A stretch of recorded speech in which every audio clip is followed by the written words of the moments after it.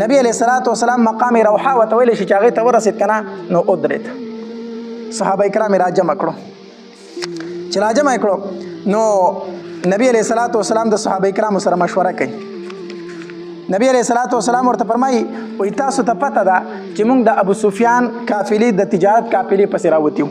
هغه لاړه د لاس نه ووتله، خو ابو جهل را روان دی سره د اسلحې را روان دی، زمون خلاف را روان دی، مونږ پسې جنگ له را روان دی. اوس څه وکړو؟ ماله مشوره راکړئ. اوس څه وکړو؟ مخکې لاړ شو که واپس شو مدینې منورې ته؟ ابوبکر رضی الله تعالی عنه پاڅېدو او ډېر ښکلی بیان یې وکړو او نبي علیه صلات وسلام ته وفرمیل د الله پاکه پیغمبره مونږ مخکې ځو که ته وایې چې ځو، مونږ ستا نه شاته کېدونکي نه یو. بیا عمر رضی الله تعالی عنه پاڅېدو او نبی علیه صلات وسلام ته وفرمیل چې مونږ ستاسو سره ولاړ یو، که ته هر څه وایې مونږ به هغه کوو. نبی علیه السلام بیا یې مشوره راکوي. حضرت مقداد رضی الله تعالی عنه پاڅېد او مقداد رضی الله تعالی عنه بیان شروع کو او په بیان کې څه وي والله لا نقول كما قالت بنو اسرائیل لموسی. اے د الله پاک پیغمبره قسم په الله مونږ ته هغه خبره نه کوو کومه چې بني اسرائیل موسی علیه الصلوۃ والسلام ته کړې وه چې اذهب انت وربک فقاتلا انا هاهنا قاعدون. اے موسی ته لاړ شه او جنګ وکړه موږ به دلته ناست یو. مونږ ته دا خبره نه کوو. مقداد رضی الله تعالی عنه ته وفرمایل وی د الله پاک پیغمبره مونږ به ستا نه جنګېږو ستا ښي طرف ته، ستا شا طرف ته، ستا نه مخې ته، هر طرف ته به مونږ ستا نه ولاړ یو. مونږ دا تا ته نه وایو چې ته لاړ شه او ته او ستا رب دې پوه شي، مونږ به ستا سره ځو او بیا به هم جهاد کوو. مقداد رضی الله تعالی ډېر یو جذباتي بیان وکړو. ابو ایوب انصاري رضی الله تعالی فرمایي عبدالله بن مسعود رضی الله تعالی عبدالله بن مسعود رضی الله تعالی فرمایي وایي چې کله مقداد رضی الله تعالی بیان وکړو که نه او دی وي د الله پاک پیغمبره مونږ هغه کار نه کوو کوم چې بني اسرائیلو د موسی علیه الصلات وسلام سره کړی و. مونږ به ستا نه هر طرف ته جنګېږو. وایي دا خبره چې مقداد رضی الله تعالی وکړه که نه د نبي علیه السلام په دې مخ باندې داسې یو خندا راغله. د نبی علیه السلام دا مخ داسې تازه شو چې د مقداد رضی الله تعالی دا بیان یې واورېدو. ځکه ابو ایوب انصاري رضی الله تعالی فرمایي وایي مونږ چې مقام روخا ته ورسېدو که نه نو د هر تن په زړه کې دا و چې مونږ خو جنګ له نه یو را روان شوي، مونږ خو تجارتي قافلې پسې را روان شوي یو، نو مونږ به د ابوجهل سره اوس جنګ څنګه کوو؟ هر سړي په زړه کې دا یو شک او یو خبره وه چې جنګ به اوس مخکې څنګه کېږي. مقداد رضی الله تعالی چې پاسې دا بیان یې وکړو که نه وی ټولو صحابه کرامو دغه وویل چې د الله پاک پیغمبر مونږ به ستا نه هر طرف ته جنګېږو. وی بیا د هر صحابي په زړه کې دا ارمان و چې ما د مقداد رضی الله تعالی په شان خبره کړې وې. خو نبی علیه السلام بیا اواز کوي ماله مشوره راکوي. ماله څه راکوي؟ مقداد رضی الله تعالی دومره جذباتي بیان وکړو خو بیا نبی علیه السلام فرمایي ماله څه راکوي؟ مشوره راکوي. سعد بن معاذ رضی الله تعالی پوه شو چې د نبی علیه السلام اشاره چاته ده، ځکه چې عمر هم چې دی نو دا مهاجر صحابي دی، مقداد رضی الله تعالی مهاجر صحابي دی، ابوبکر رضی الله تعالی مهاجر صحابي دی او نبی علیه السلام بیا اواز کوي ماله څه راکوي؟ مشوره راکوي. نو سعد بن معاذ هم پوه شو چې د نبی علیه السلام اشاره انصارو ته ده. اے انصارو تاسو لږه مشوره راکوي. نو سعد بن معاذ رضی الله تعالی پاڅېدو، دا انصاري صحابي دی، پاڅېدو بیان یې شروع کو او بیان شروع کو او د بیان خلاصه دا او په اخر کې وفرمایل د الله پاک پیغمبر مونږ پتا ایمان راوړی دی، مونږ پتا سره راوړی دی ایمان راوړی دی، مونږ ته د الله پیغمبر منلی. قسم په الله کو ته راته ووایې چې دریاب ته وردانګئ مونږ به ټول وردانګو، یو انصاري صحابي به رانه وروسته نه پاتې کېږي. ته خو غذا یې دی که نه چې جنګ کوو، خو ته راته اوس ووایې چې ټول انصار دریاب ته وردانګئ مونږ به وردانګو، یو انصاري صحابي به شاته نه پاتې کېږي. چې کله سعد بن معاذ رضی الله تعالی د انصارو د طرف نه دا بیان وکړو که نه نبی علیه الصلوۃ والسلام بالکل څه شو؟ مطمئن شو او خوشحاله شو، ډېر زیات خوشحاله شو. نبی علیه الصلوۃ والسلام د مخکې تلو څه وکړله؟ فیصله وکړه چې ځو اوس کو د ابو جهل د قافلې سره جنګ راځي او کو د ابو سفیان د قافلې سره جنګ راځي، خو وروستو کېدونکي نه یو، موږ به اوس څه کوو؟ غزا کوو. د ابو جهل لښکر د بدر مقام ته راورسېدو او کم ځای کې چې چینه وه په هغې طرف ته هغې پړاو واچو، په اوبو باندې هم قبضه وکړه د چیني، او کم طرف ته چې کلک میدان او کلکه خاوره وه هغې ځای ته خپل پوجونه واچول. نبی علیه السلام وروستو راورسېده د بدر مقام ته. نو چې راورسېدو نو د اوبو چې کومه چینه وه دغې ځای کې هغې باندې هم د قریشو قبضه وه، او دغرنګې کم کلک میدان چې و په هغې باندې هم کافرو قبضه کړې وه. نبی علیہ الصلوۃ والسلام طرف ته اوبه هم نه وي او شګې وي ریګستان، نو په شګو کې سړی منډه نه شي والی، راتاویږي پکې، خپې پکې خښېږي. او د کافرو طرف چې کلک و په هغې کې خو منډه هم خوالی کېدله. صحابه کرامو نبی علیه الصلاة والسلام ته وفرمایل د الله پاکه پیغمبره په اوبو باندې هم هغې قبضه کړې ده او دغه رنګې کلک طرف چې دی هغه هم هغې قبضه کړی دی. مونږ سره خو یو اوبه نشته او دویم طرف دا دی چې کوم د شګو میدان دی هغه راته پاتې شوی دی. نبی علیه الصلاة والسلام د الله تبارک وتعالی په دربار کې دعا وکړه نو الله تبارک وتعالی په د شپې باران وورو. د هغې ذکر الله تبارک وتعالی په قرآن کې کړی دی وینزل علیکم من السماء ماء لیطهرکم به. الله تبارک وتعالی په باران وورو. باران خصم باران وشو. نو چې باران وشو نو صحابه کرامو ځان له اوبه هم جمع کړي. ډنډونو منډونو کې پاکې اوبه ودرېدې هغې ته زر زر لوښي ډک کړو نو ځان له اوبه برابر کړي. دویم دا چې په دې شګه باندې باران وشي دا کلکه شي د دې نه یو سیمټ غونته جوړ شي نرشک شي دا کلکه شي او کم طرف ته چې خاورې نه هغې کې خټې جوړې شي خو چې بیا پکې منډه وایي چې ورتاویږي به. نو باران وشو یو خو صحابه کرامو توبه هم پوره شوې. دویم دا دی چې هغه شګلن میدان کلک شو او هغې طرف ته چې مټینه خاوره وه هغه خټې وګرځېدلې نو د هغې هغه طرف نقصاني شو د مسلمانانو هغه طرف هغه پیدمن شو. نو چې کله سار شو نو سعد ابن معاذ رضی الله تعالی عنہ رأی ورکړه په دې غونډګۍ باندې به نبی علیه الصلاة والسلام ته یو سفر روح کو. دی به په دې کې وي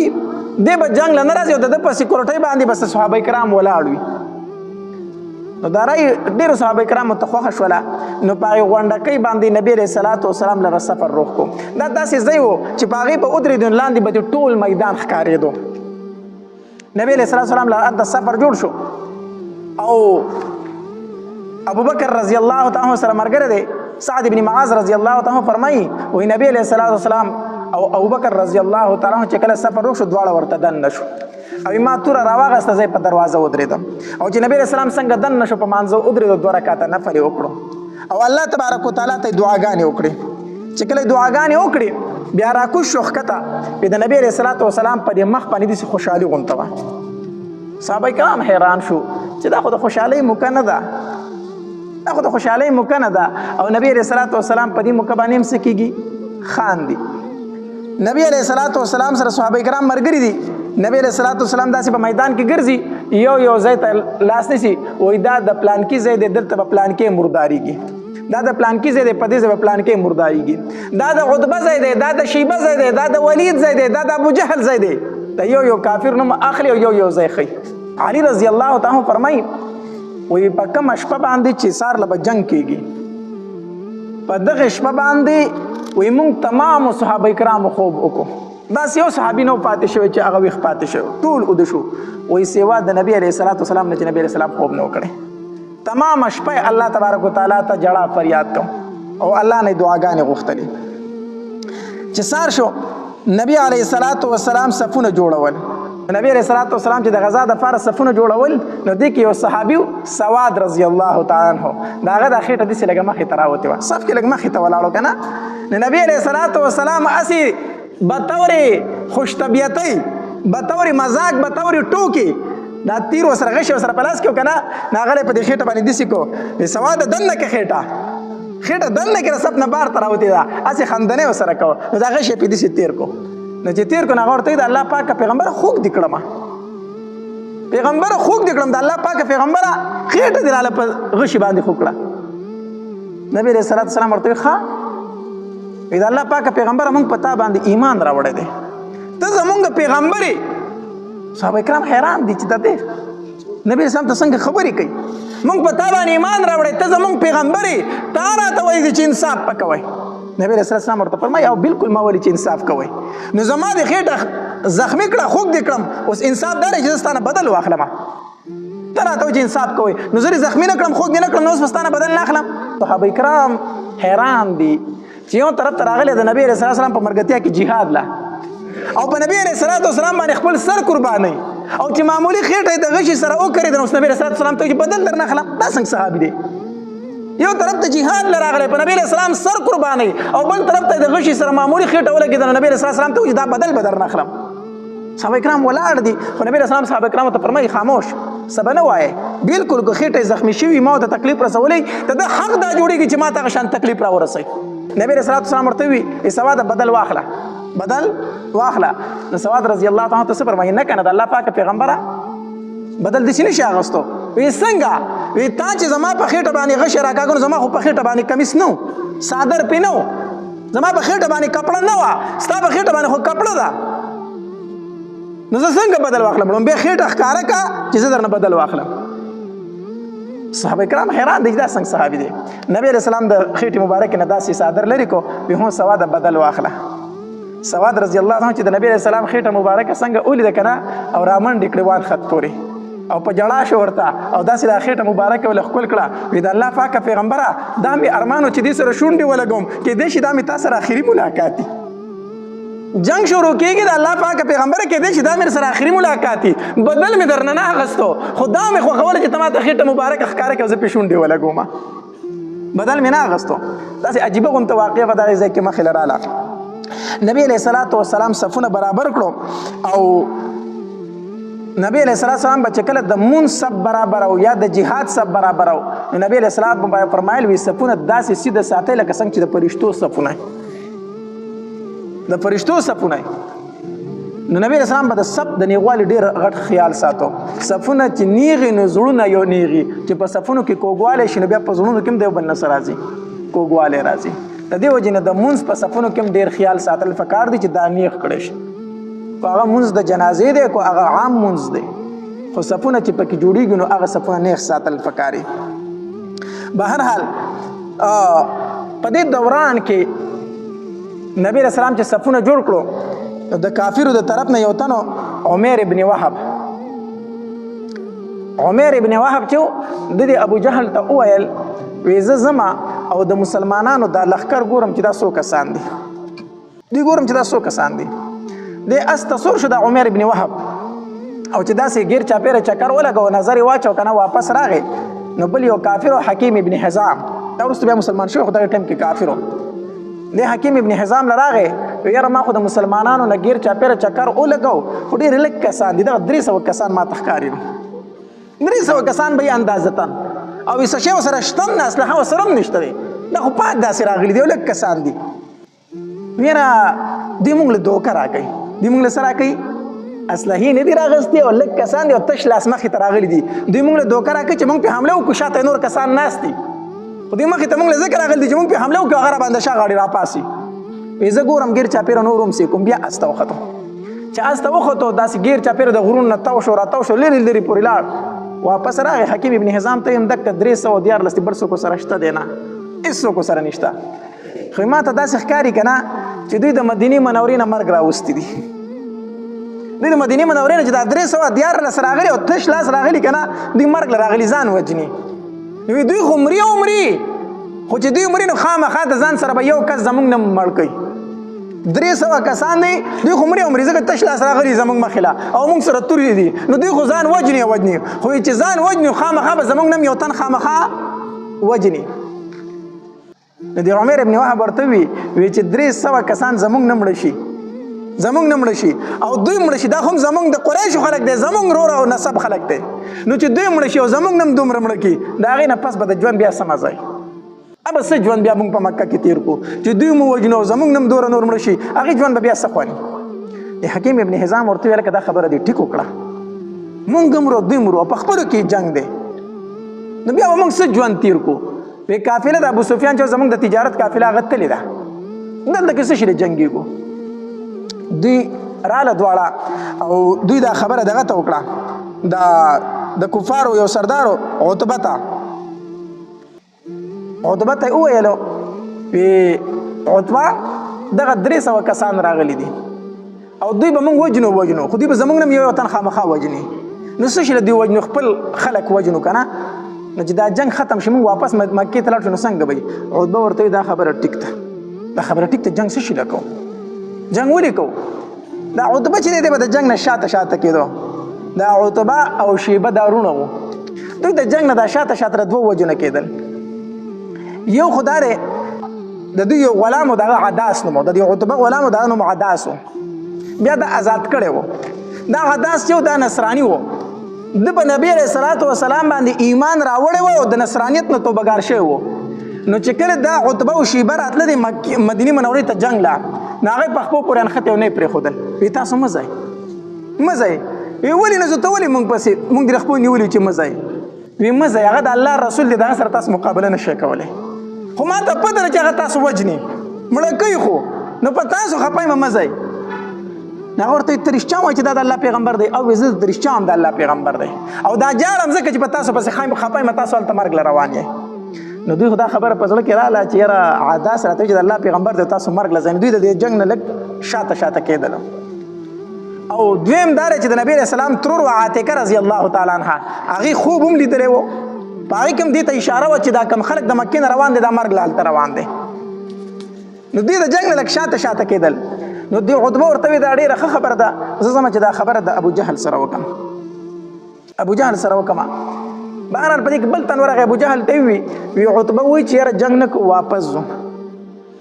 نو ابو جهل ورته وي عتبه خو ځکه دا خبره کوي که نه چې د هغه زوی مسلمان دی د مسلمانانو په صف کې ولاړ دی نه خو خپل زوی بچ کوي ځکه د جنګ نه شاته کېږي. او په دې کې یو تن یې راوغوښتو د مسلمانو د لاسه یو کافر مړ شوی په لاره باندې دا کې کس رور یې راوغوښتو چې رور یې راوغوښته که نه ویې لکه ستا هغه تره خو وي عتبه چې واپس ځو ستا د رور بدل نه اخلي رور بدل نه اخلي. اوس دا خلک راپارو نو هغه چغې کړې وي وا عمره هغه خپل مړ رور یادو چغې کړې وا عمره وا زما عمره روره وا زما عمره روره چې دا چغې شروع کړې چې په خلکو کې لږ غیرت راواچو چې دوی مسلمانانو راله سړی وجله تاسو ترې نه واپس ځئ. بهرحال دا عتبه د خپلې خبرې نه څه شو واپس شو. وی صحیح ده چې تاسو وایي جنګ کو نو جنګ به وکړو. صفونه جوړ شو یو طرف ته د مسلمانانو صفونه جوړ شو بل طرف ته د ابو جهل صفونه جوړ شو. چې صفونه جوړ شو نو نبی علیه د هغې طرف نه درې تنه راووتل مقابلې ته عتبه شیبه او ولید. عتبه او شیبه او ولید دا عتبه او شیبه وروڼه وو او دا ولید یې زوی و او د دې یو وراره و. نو یعنې دوه وروڼه او یو وراره راووتل جنګ له دوی درې واړه راووتل مقابلې له. اواز یې وکړئ تاسو کې دې څوک راوځي. نو د دې طرف نه هم درې کسان ورغلو عوف رضی الله تعالی عنه معوذ رضی الله تعالی عنه او عبدالله بن رواحه رضی الله تعالی عنه دا درې واړه صحابه کرام وروتل. دا معوذ رضی الله تعالی عنه دا عوف رضی الله تعالی عنه دا وروڼه دي او دا د حارث زامن دي. دا عفرا یو زنانه ده دا معاذ او معوذ نومونه خو به تاسو اورېدلي که نه دا د عفرا زنانه زامن وو. د دې اووه زامن وو درې د یو خاوند نه او څلور د بل خاوند نه او اووه واړه زامن په جنګ بدر کې شریک وو. داسې زنانه هم تېرې شوي دي ښه. د عفرا رضی الله تعالی عنها اووه زامن او اووه واړه په جنګ بدر کې شریک وو واړه. نو دا دې طرف هم دوه وروڼه راووتلو عوف رضی الله تعالی معوذ رضی الله تعالی او عبدالله بن رواحه رضی الله تعالی دوی مقابلې ته وروتل. چې وروتل عتبه ترې نه تپوس وکړو وایي تاسو څوک یئ؟ دوی ورته وایي رهتم من الانصار موږ د انصارو کسان یو موږ انصار یو ستاسو خلک نه یو. نو عتبه ورته وایي ستاسو سره زموږ هېڅ کار نشته تاسو سره نه جنګېږو تاسو واپس شئ موږ له زموږ د مقابلې خلک روباسئ مهاجر روباسئ د مکې والا روباسئ زموږ د هغې سره مقابله ده. نبي علیه الصلاة والسلام اواز وکړو وی حمزه دا یې تره وی حمزه وځه. علي دا یې د تره زوی علي رضی الله تعالی ته وځه او عبیده بن حارث رضی الله تعالی عنه ته وځه. درې صحابه کرام ووتل د دې طرف نه خو د صحابه کرامو مخونو باندې داسې څادرو باندې تړلي وو صرف سترګې ښکارېدي مخونه یې پټ وو. نه هغې طرف ته نه عتبه تپوس وکړو وی تاسو څوک یئ؟ نو حمزه رضی الله تعالی ته وفرمایل وی زه حمزه یم. علي رضی الله چغه کړه وی زه علي یم. او دې طرف نه عبیده بن حارث رضی الله تعالی عنه زه عبیده یم. نو عتبه ورته وی اوس زموږ د مقابلې خلک راووتی ځکه دا هم د مکې و که نه اوس زموږ د مقابلې راووتی. بهرحال درې واړو د یو بل سره مقابله وکړه. نو علي رضی الله تعالی عنه حمزه رضی الله تعالی عنه د عتبه په مقابله کې ورغی او علي رضی الله تعالی عنه د ولید مقابله کې او د شیبه په مقابله کې عبیده رضی الله تعالی عنه او عبیده بن حارث رضی الله تعالی عنه دوی مقابله وکړه. نو حضرت علی رضی الله تعالی عنه حمزه رضی الله تعالی عنه خپل لومبي گزار سره دوه کافر مردار کو. خو عبیده رضی الله تعالی عنه چې کنه په د باندې خپل مقابل گزارو کوندل خپل واله چې خپل ولا دی راتاو شو. نو علی رضی الله تعالی حمزه رضی الله عنه محمد الله ورسید بل کافر مردار کو. او عبیده رضی الله تعالی راوړو د نبی رسول الله خواته کېښودو چې کله د نبی رسول الله خواته کېښودو نبی رسول الله والسلام ته فرمایي د الله پاک پیغمبر زه شهید یم نبی علیه السلام ورته وفرمایل او عبیده ته شهید یې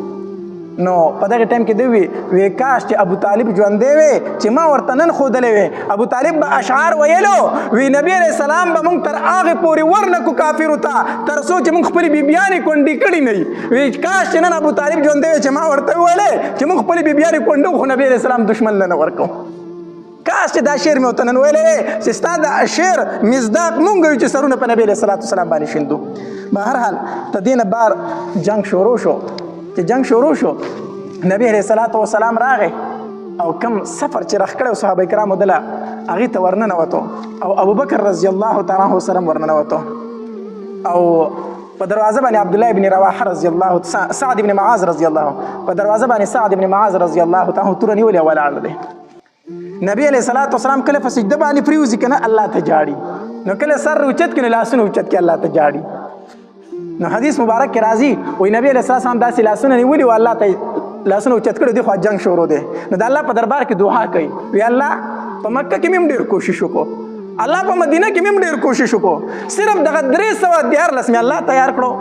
هغه هم په خپو خپیال بي په سر باندې سرتور او اسلحه هم نه لري الله دغه 314 مې راوستي دي الله کو ستا خوښه چې د نن نه بعد ستا نوم نه اخیستلی کېږي نو دوی رالمړه کړه الله کو ستا خوږی چې په مخ د ځمکه ستا عبادت ونشي نو دغه 314 رالمړه کړه الله خو کو ستا نوم په مخ د ځمکه یادېږي نو الله د دوی حفاظت وکړه لاس یې اوچت کړی او داسې جاړي ابوبکر رضی الله تعالی د شانه راغی د ډېرې عاجزۍ نه د نبي اسلام نه دا څادر داسې وښودې دا اوږې ښکاره شوې چې ښکاره شو ابوبکر رضی الله تعالی راغی دا څادر یې راواغسته د نبي اسلام په اوږه واچو او د شا غاړې داسې لاسونه تاو کړه چغې ورته کړې د الله پاک پیغمبره بس که نور مه جاړه بس کا نور مه جاړه الله ستا آواز واورېدو الله به دې صحابه حفاظت کوي د الله پاک پیغمبره بس کا علي رضی الله تعالی فرمایي وی جنگ شروع دی وی زه به ټایم په ټایم د نبی علیه السلام تماشې له راتلم وی په دې جنگ په دې دوران کې یو ځل مې ځان غلې غونته کې راویستو وی نبی علیه السلام خواله رانم که نه نبی علیه السلام په سجده باندې پروت دی نبی علیه السلام په سجده پروت دی او الله ته جاړي وی زه لاړم بیا لاړم جنگ ته وی بیا چې مې غذا وکړه داسې ستړی شوم بیا رالم د نبی علیه السلام تماشې له وی چې بیا مې نبی علیه السلام سیکو بیا نبی علیه السلام په سجده پروت دی وی چې په دریم ځل باندې کافر خو مردار کړو چې کوم قیدیان کړو غذا ختمه شوله وی رالم چې نبی علیه السلام بیا په سجده پروت دی ما ورته چې د الله پاک پیغمبره مبارک شه مونږ غذا وګټله مسلمانانو فتح وموندله نبی علیه السلام سر مبارک روچت کو د سجدې نه چې کله غذا ختمه شوه نبی علیه السلام وفرمایل چې د ابو جهل خبر راله والی نو صحابه کرام روان شو نو عبدالله بن مسعود رضی الله تعالی عنه ولید چې دی پروت دی خو ساه پکې شته دی صرف زخمی دی نو یو حدیث مبارک کې راځي وایي د عبدالله بن مسعود رضی الله عنه ورته په دې سینه کېناستو په دې سینه ورته داسې کېناستو د سینې ته یې وخت چې کېناست وایي د سترګې داسې وغړولې نو چې عبدالله بن مسعود رضی الله عنه باندې سترګې ولګېدې که نه نو ای د بیزو سرونکي ډېر اوچت ځای ته ختلی دا د ابو جهل الفاظ وخا عبدالله بن مسعود رضی په دغه ټایم کې وی ای د بیزو سرونکي نن ډېر په اوچت ځای باندې ناسي نو عبدالله بن مسعود رضی الله تعالی عنه ته فرمایل وی او زه دې په سینه ناست یم وی کول څه غواړې ابو جهل ورته وایي عبدالله بن مسعود رضی الله تعالی عنه وفرمایل وی سر دې قلم کوم سر درنه کټ کوم وی چې سر مې قلم کوي که نه ستا دا توره زما په سر کار نه کوي زما دا توره واله په دې باندې رانه سر وخه ستا توره زما سر نه غوڅوي زما په دې توره باندې زما سر وخه خو یو خبره درته کومه په دې به عمل وکړي عبدالله بن مسعود رضی الله عنه فرمایل وی څو وی زما دا سر به د دې اوږو سره کټ کړي ابو جهل ورته وایي زما دا سر به د دې اوږو سره کټ کړي چې په نورو سرونو کې دې غټ ښکاري چې روبې سې وایي چې دې غټ ښکاري چې روبې سې وایي او خپل ملګري ته دې ووایه چې تاسو ورته پیغمبر وایئ وی هغه ته ووایه چې نن مې درنه څومره نفرت دی دومره مې درنه مخکې نه بس عبدالله بن مسعود رضی الله تعالی عنه چې توره اوچته کړه سر یې ته ووه سر یې نبي علیه السلام له راړو د الله پاکه پیغمبر د بدبخته د ابو جهل سر دا دی نبی علیه السلام چې ورته وکتل که نه او عبدالله بن مسعود رضی الله تعالی عنه ته هغه ټوله کیسه بیان کړه نو نبی علیه السلام فرمایل وی یو زما فرعون دی یو د موسی علیه السلام فرعون و خو د موسی علیه السلام فرعون چې و هغه کمزوری و زما د دې فرعون نه وی ځکه چې فرعون چپو راواغېست که نه هغه وی آمنتو برب موسی و هارون فرعون چې کله چپور راوغځ نو هغه چغې کړې وي ما ایمان راوړی په رب د موسی او د هارون باندې خو د ځنکدن ټایم په کې بیا توبې نه قبلېدې او زما د فرعون په وخت د ځنکدن کې هم دا وایي چې ستا د پیغمبر نه مې اوس دومره نفرت ته چې مخکې مې ته دوره نه وي زما د فرعون د موسی علیه السلام د فرعون نه زیات سخت و. به هر حال غزا وشوله الله تبارک وتعالی مسلمانانو ته فتح ورکړه بیا په دې کې څه قیدیان رالو نو دا اسلام مونږ ته دا د اسلام لومبۍ غزا وه او مسلمانانو ته پکې الله فتح ورکړې وه او په دې کې د مسلمانانو د امداد دپاره الله تبارک وتعالی فرشتې هم رالېږلې وې